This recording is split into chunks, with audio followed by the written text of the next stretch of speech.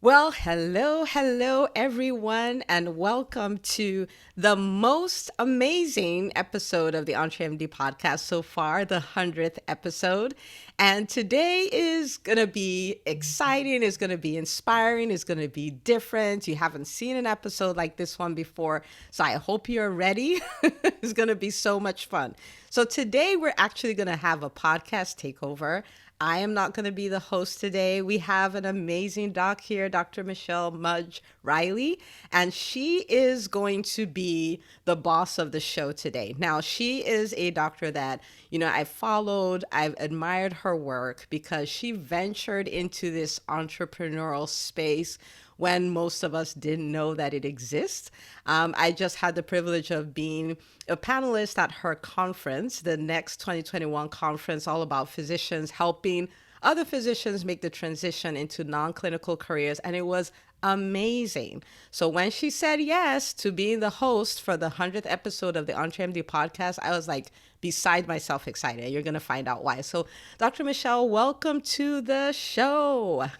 Thank you. I'm so excited to be here. And I will tell you that the feeling is mutual. I have watched you and admired you and just been so excited about what you're doing. So when you asked me to be the host and helping you, I was just like, oh, yes. Love it, love it, love it. So I bragged on you a little bit. So I'm going to have you introduce yourself to the listeners, tell us all about the amazing stuff you've done and the different world, your alternate world you're creating for physicians, and then, take it from here. You're the boss now. All right. Well, we are not going to talk about me for very long because this is all about you. So, yes, I'm a physician. I transitioned to a non clinical career so long ago, 16 years ago. And, Neka and I were just talking about how we both look so young. And finally, we have some credibility because we're getting older. But yes, I work in pharma. I do a lot of consulting. I have had a very interesting career path. And along the way, I found it difficult to kind of figure that out. So I made it my mission to help other physicians who were interested in non clinical career options, part time, full time, side hustle. And I started a conference to help other physicians understand not only their options, but how to get into them. So I have all kinds of speakers coming and sharing their stories. And we just got through one this weekend. But today, we are talking about Dr. Neka Una and EntreMD and how she has gotten to episode 100. So, I mean, we're celebrating 100 episodes today and over 77,000 downloads. So, I guess maybe we should start with why did you start the podcast in the first place? Well, I think the way I started it is the way I started a lot of things. And it was really feeding into what does my audience need, right?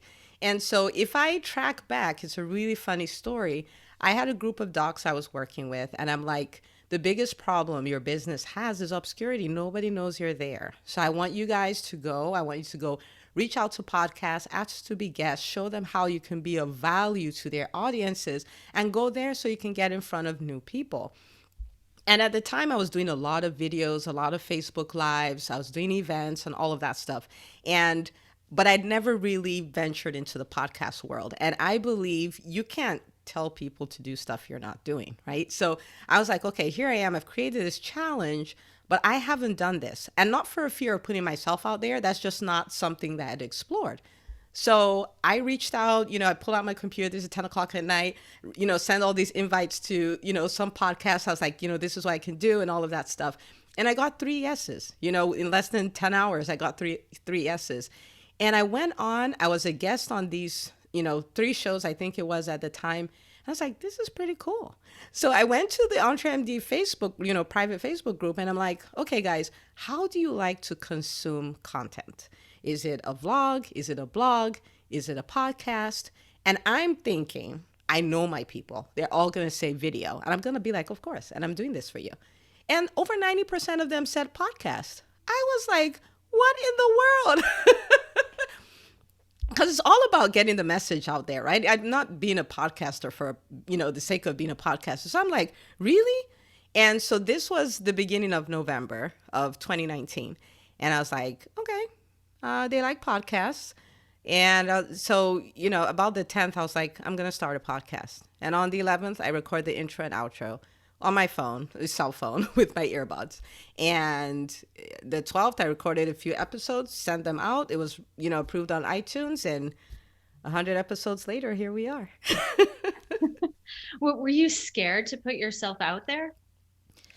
I've always been, but I had already done a lot of videos at this point, a lot of Facebook lives. And for me, that was like 1,000 deaths because I was like, oh my gosh, I'm putting myself out there and I don't know everything, which you're never going to know everything. And what will people think? And you're a doctor. What are you talking about business for? And, so that's there. But I think I'm also very in tune with what my mission is, which is for doctors, we need a business education to thrive in the climate we're in. So that kind of helps me put myself out there anyway. Like the way you become a parent and there's some things you wouldn't ordinarily do, but you do it for your kids. I do it for my mission. So I've reframed my way of thinking about fear, where if I'm afraid, I just acknowledge it's a feeling and I don't let it vote on whether I get to do that or not. So it's there, but I don't pay as much attention to it. I really don't. I love that. I love it because it paralyzes so many people, that fear.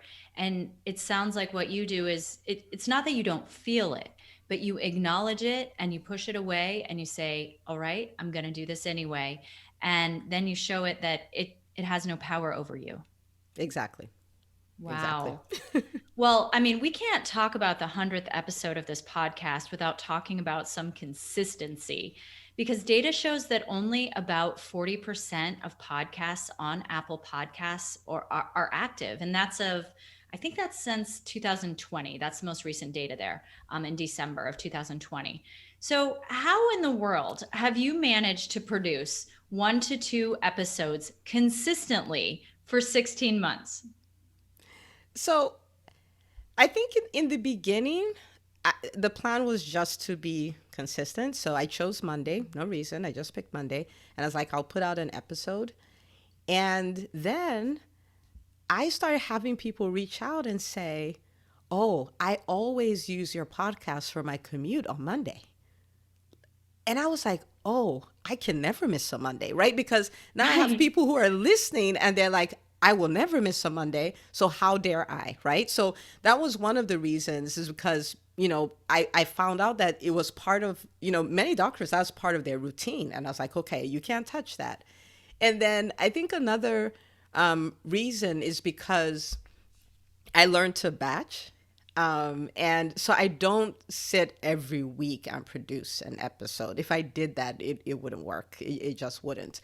And so, I started doing it where I would sit and do 4 episodes at once and then just schedule it. So I know that for the week I'm good. And then actually last year, December, I started planning them out by the quarter.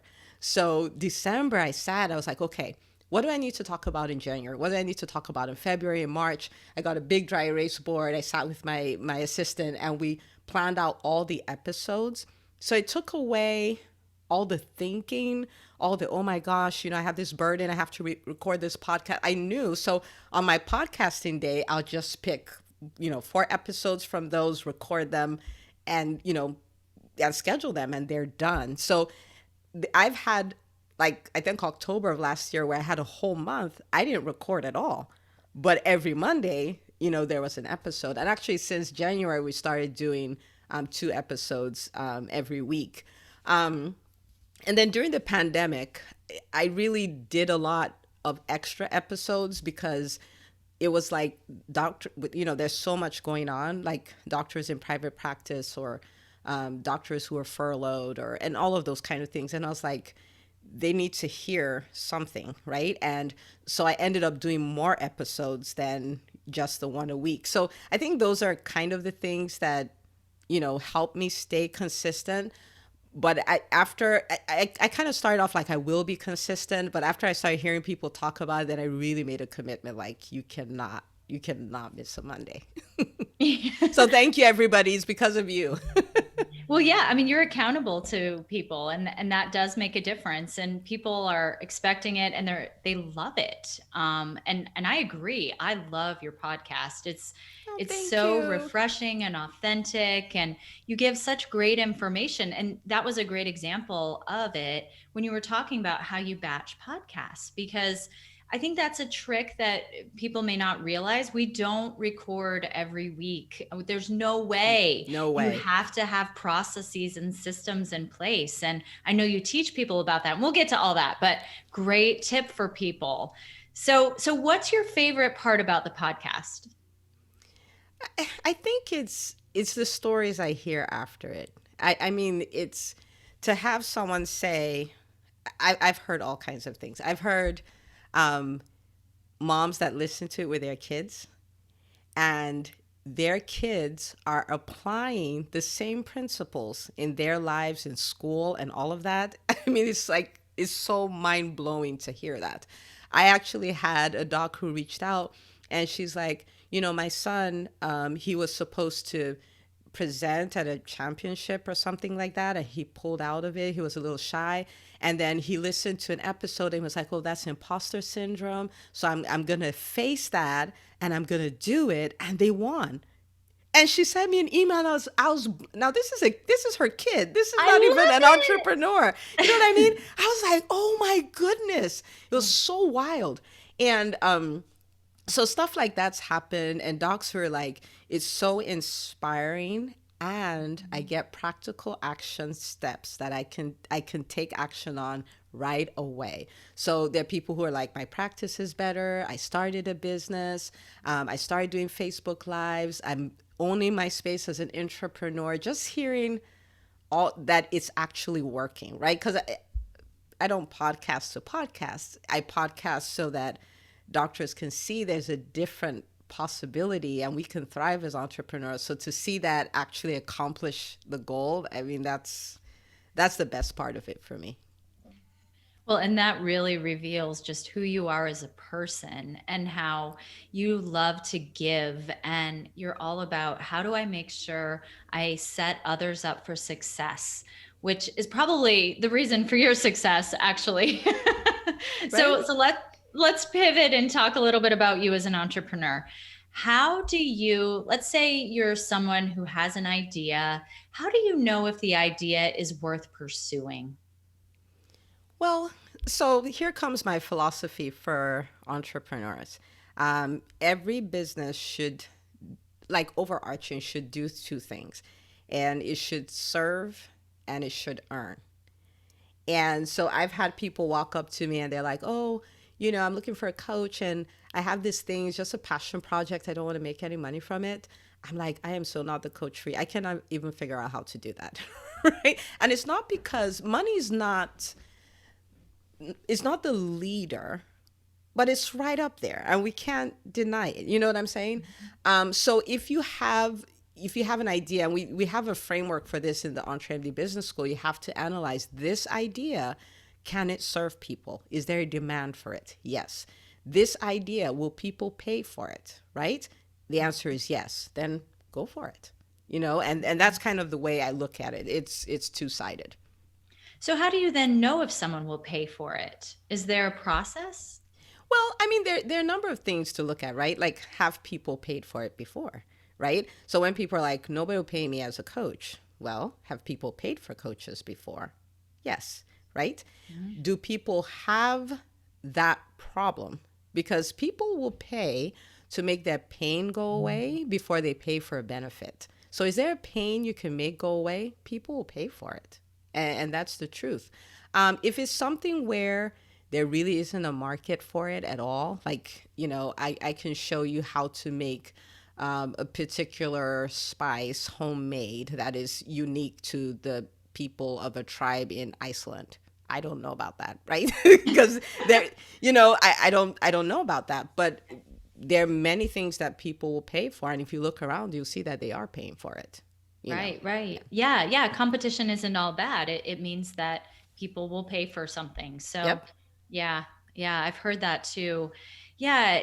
So, all right. Well, let's talk about when you are pursuing an idea and you're really feeling like, okay, I'm putting all this energy into it. What happens when there are disappointments? Like, how do you deal with disappointment? So let me start off by saying there will be disappointment. Yeah. There will be disappointment. There will be things that won't go according to plan. And really, as a physician, we have this perfect track that we must follow, and we should, right? We're dealing with human lives in a different way. But with entrepreneurship, you're kind of like an artist, right? And things will go some kind of way. And I guess first off, I'll start with saying that's part of the process. And the sooner you realize it, the happier you'll be, right? When things don't go according to plan, it doesn't mean you'll be excited like, woohoo, it didn't work. Right. But you also, it's part of the plan, so you're okay with it, right? Mhm. So I've had a lot of disappointing things happen, right? You did a launch and you thought it would be really good and it wasn't. Yeah. You reached out for, to speak at a conference and you were like, yes, this is going to work. And they're like, no, we don't need people like you. I mean, like, yeah, there's going to be stuff like that. You're going to have a client who you bent over backward for, and they're going to turn around and do the mostest. And, it's just part of what happens. And I think for me, the secret to handling disappointment for me is in my daily routine. It really is. So with my daily routine, I do 5 to 6 things I do every day. And the idea is these are the things that will move me in the direction of my most important goals. And so for me, it's, prayer, meditation is one. Reading every day is one. Listening to podcasts, reviewing my goals, meaningful time with kids, and exercise. So those are the 6 things that I do every day. Now, listening to podcasts is always something motivational, and it's always the story of entrepreneurs.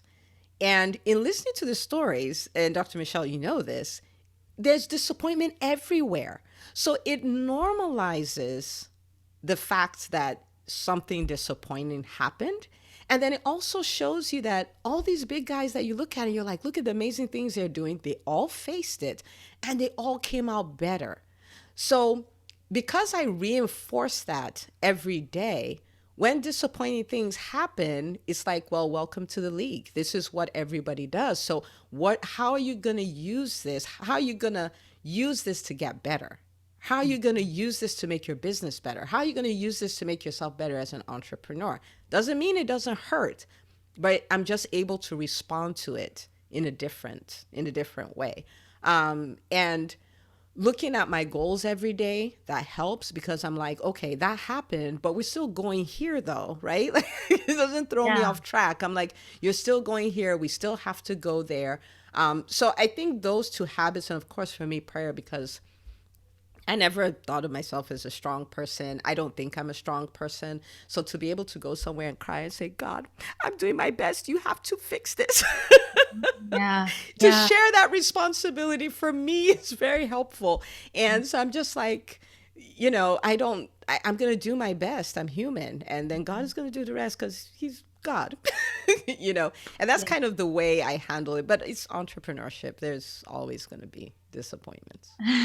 I'm so glad we're talking about this because it is inevitable that disappointments happen. And it's so hard not to get down on ourselves. We're physicians, we're type A personalities. We expect perfection of ourselves. Do you hear this in your group? Do you hear that people expect this? And, maybe talk a little bit about how others kind of are able, how you help them to approach these disappointments. Well, I think so. This is one of the reasons why I love the way the EntreMD Business School is set up, because it is a group of doctors who are all in this. So you see that doctor, they had a disappointment, they bounced back. You see that other doctor, they had a disappointment, they bounced back. We're all working on affirmations together. We're all working on the fact that this is going to work. I share my disappointments with them. So it normalizes all of that. And one of our favorite phrases is progress over perfection. And we talk about it enough that it's like, yeah, that's not perfect, but I have made progress. So that is okay. So I thrive in community. And I find for physicians, we're so removed from the world of entrepreneurship that being in a community with physician entrepreneurs is so powerful because it's not strange anymore, right? Like, because you're in Right. community with all these other who are, I call entrepreneurs crazy people, like all these people who are coming up with weird ideas and acting them out, and everybody's rooting for everybody, and everybody's there for everybody else when they have disappointments. So that's kind of how we handle it. We handle it in community, and we do a lot of, mindset work, and we stay in action. If you're in action, you're gonna make mistakes, you're gonna have disappointments, but you're moving forward. So that's Right. kind of how we handle it. That's absolutely right. And it's just stuff we don't get taught in med school. And actually I feel like sometimes we get taught that it's not okay to fail. So that just perpetuates this fear of failure that we all have as physicians. Wow, your group sounds just amazing. And I'm a member, so I do know that it is amazing. But I don't get to see as much as you do because I'm not one of the moderators. So I'm sure that I miss things that you get to see that I wish I could see. So all right, let's shift gears here to balance, because balance is another way that people handle disappointments. And so how do you keep that balance in your life? You're doing so much. You're running groups, podcasts, the EntreMD school, you're being on podcasts, and you're in practice. How do you balance? So the first thing is being okay with a little bit of chaos. I know it sounds weird for how do you balance everything, Mhm. especially in the beginning, right? Submitting. Yeah. Yeah. So it's kind of like, you know, before I started off as an entrepreneur, I was single. I didn't have any kids. I just had to be a resident. There's nothing just about that, but that was my only thing. And it was like, you go to work at this time, you come back at this time, you do this at this time. And there was some kind of order. And the residents are going like, I don't think my life has order. Trust me, it has order. It has order, and so when I started delving into all this other stuff, it's like the husband, the kids, the business, it's like a lot of things. And I had to first of all go with that old life is gone, right? Because if I'm in resistance, trying to get things back to the way they were, then I'm just going to be frustrated. I'm like, okay, so that is gone. I We love have that, by the way. Keep going. Yeah. that is gone. We have a new normal. Now, how do we thrive in this new normal? So that's the first thing. And the second thing is prioritizing. Now, when I say prioritizing, what are the most important parts of your life, right? So for me, when I teach this in the vision retreat, there's 9 areas, but we can't go over all 9. But for me, for instance, there's my relationship with God, there's my relationship with my families, there's the legacy I'm leaving, there's my health, there's finances. So the question is, over the course of a year, what do I want to accomplish in these 5 areas? You find you don't have to do all of it at the same time with the same level of intensity. For instance, my family, I schedule 2 family vacations, I schedule 2 couples vacations, right? So I have this intense time where I'm pouring into my family, we're developing those relationships. Doesn't mean I don't talk to them any other time, but if I'm so busy with the business, say we're doing an event, then I'm not feeling bad because I'm not spending as much time with them, because there's this other time where I'm going to invest a lot in them, right? Something like exercise, I can throw that in 30 minutes to an hour every day. I can manage that. So if I do that, I'm taking care of my health, right? My relationship with God, I'm praying every day. So that's being taken care of. So I don't have to do everything with the same level of intensity. But over the course of a year, I should have touched everything enough that I'm okay with the result that I get. So prioritizing that kind of way and planning for things to be balanced over the course of a year as opposed to every day really helps. So if there's something that's quote unquote out of balance in a day, I'm like, I have that on the schedule. I'm coming to it. you know. And the third one, which is so hard for doctors, it was so hard for me, delegation. Oh, You yeah. you cannot do all the things by yourself. So the only way to take on new things is to let go of some other things, right? Like I don't there are things that you don't have to do, right? You don't have to do laundry, except for some reason it's relaxing for you, then by all means do it, right? You don't have to do that. Depending on your household, don't judge. You don't have to cook, right? You don't have to respond to all your emails. You don't have to manage your online portals.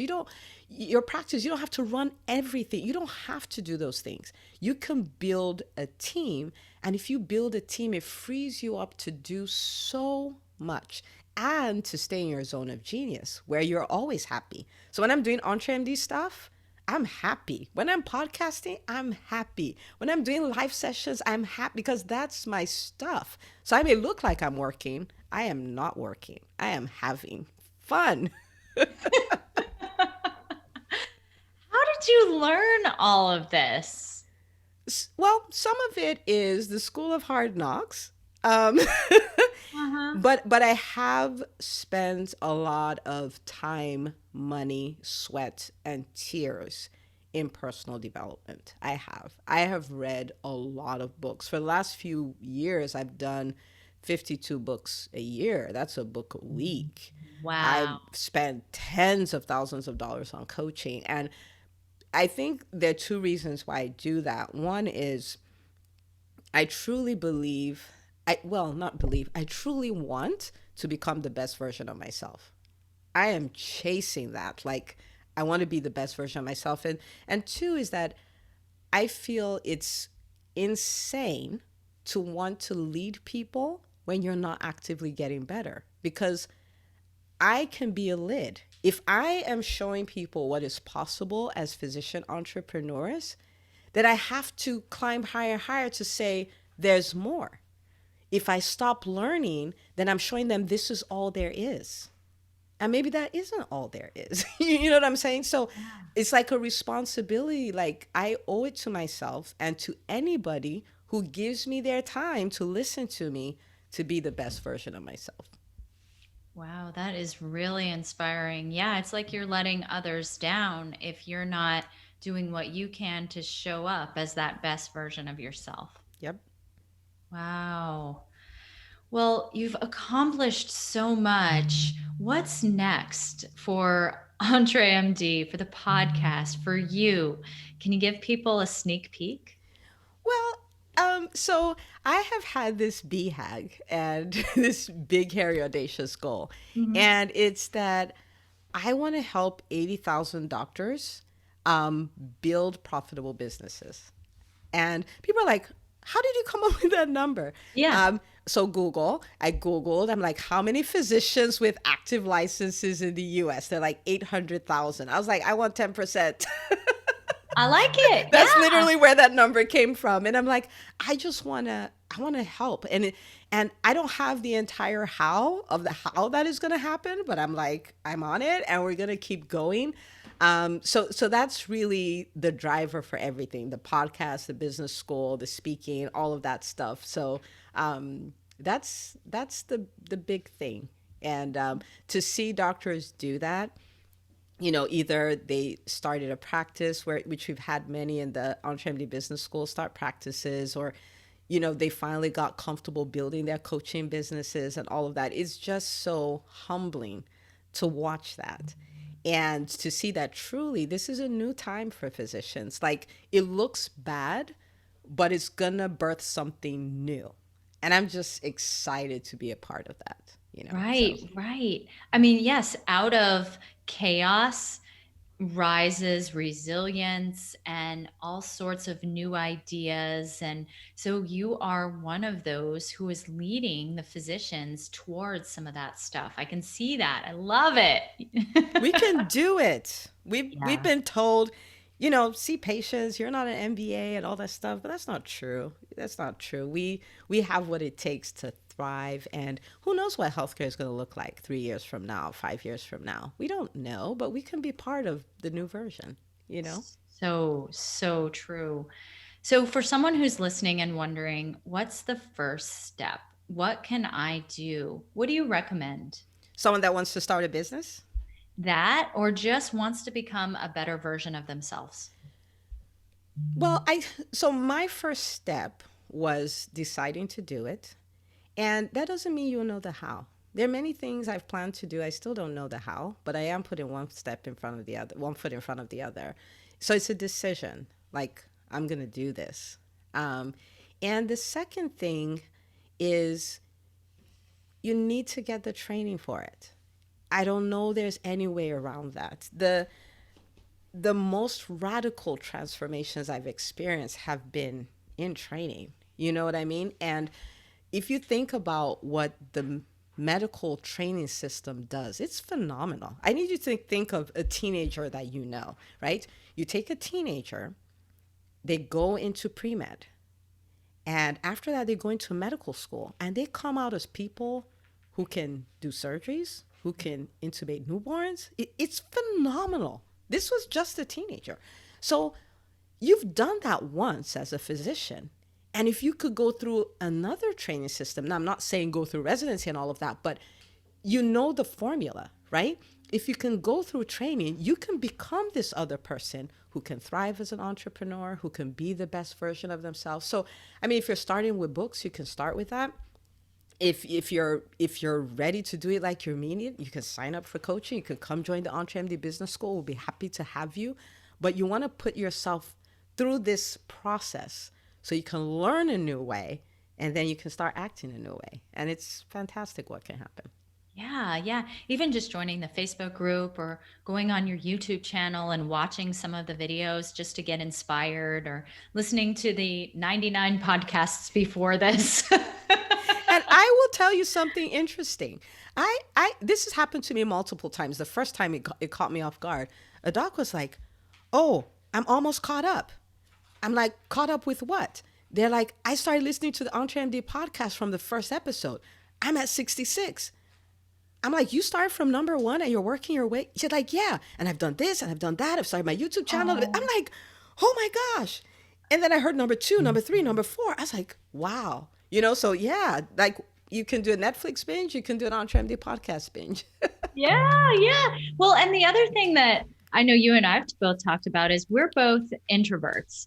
And so we hear all the time from other introverts that they feel like this is a world made for extroverts. So, how do you do it as an introvert? I would never have guessed that, by the way. Oh, really? Yeah. So I was so bad. I was a strategic introvert, right? I'll tell you what I mean by that. I will go for a networking event. I will go to the back. I will find one person to talk to. So nobody feels like they have to come talk to me because I'm alone, because I'm talking to this one person. And I talk to them till it's time to leave, and I'm out. Like that's how bad, that's how bad it was.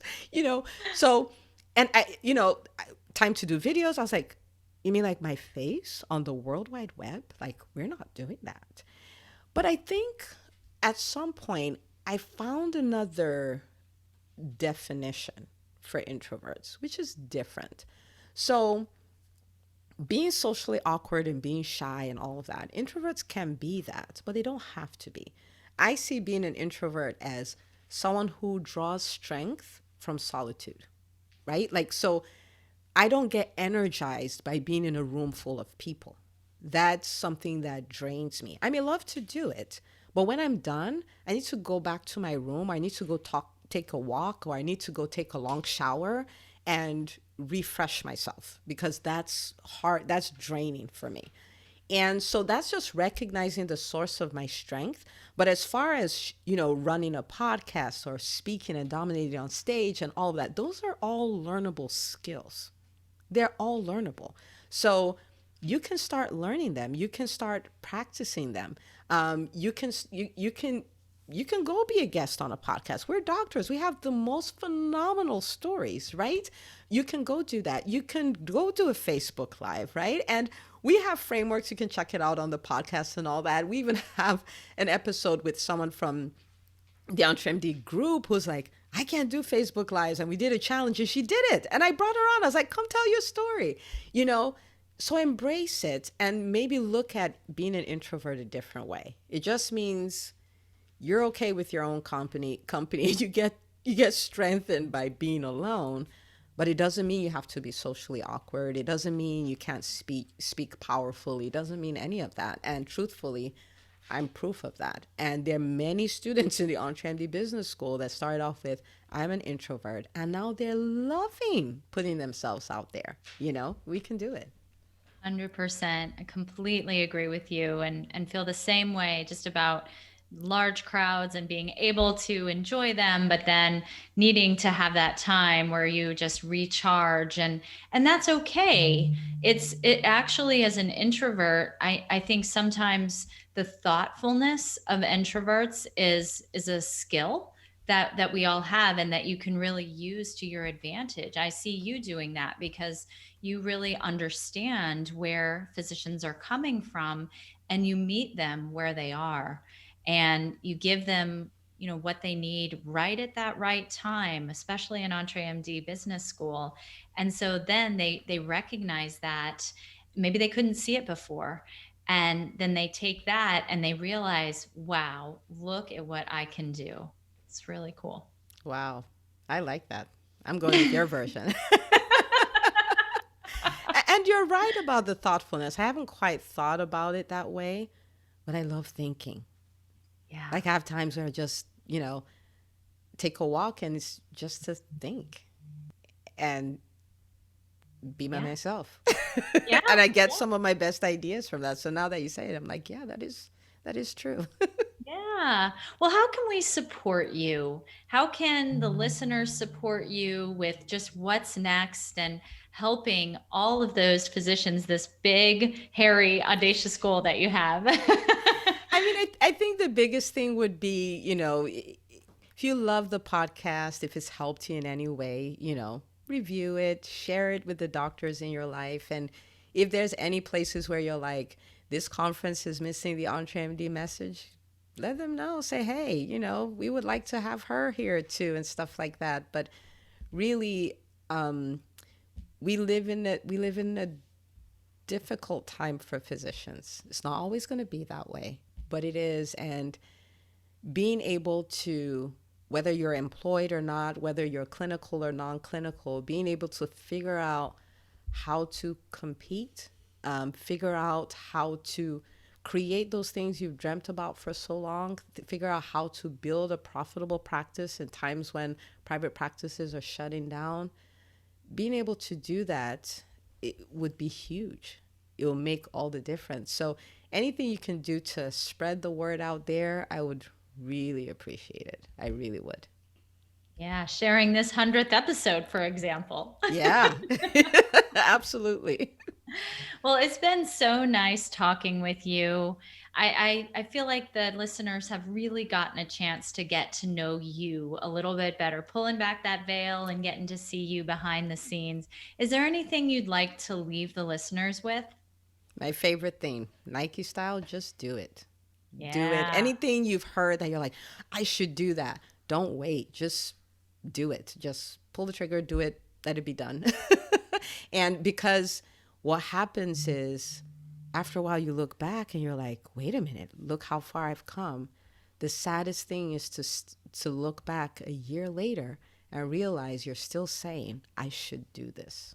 So don't do that. Just do it. I'm with you. Let's go make a difference. Absolutely.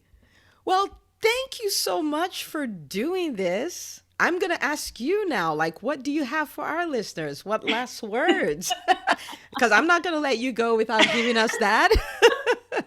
Oh man, not prepared. But yeah, so actually there is something that it's the one thing that I say all the time when people ask me, what's the one thing you would change? And if I could ask you one piece of advice, and I would say, don't lose confidence in yourself, because I know that happened to me way back when I was first transitioning to a non-clinical career, and I had no idea what a resume was, how to do it. I had this really bad CV that was, very long, but not very much value add. And I didn't know what my options were for a career. I wanted to use my background in education, but others were telling me I was wasting it by not practicing clinically. Or, there was a lot of guilt, a lot of feelings of failure, and really internalized that. And I see others do that for whatever reason, because times are so hard right now for us as doctors. And if your employer is telling you things that are making you feel that way, you could be internalizing it as well, or losing confidence in yourself, feeling anxious. And I would say, really find a community like Dr. Una's community, like any of our communities. We all sort of intersect at different places, and just come, be yourself, and know you won't be judged there. I know that's scary to think about, but don't lose confidence in yourself, because you are amazing. Really, you got through med school. You are amazing. So that's what I would say to all of the listeners. And I love it. Don't lose confidence. Find a community where you will not be judged. That is so beautiful. Mm-hmm. And there is that judgment with anything non-clinical too, right? Like really. And yeah, that's just a whole other thing. But don't lose confidence. I love it. Thank you so much. Yeah. All right. So thank you so much for hosting the 100th episode. And by this last word that you gave, we're like, we need to bring you back on the podcast for a different episode where I get to ask all the questions. Woo! All right. That sounds great. Love it. Let's do it.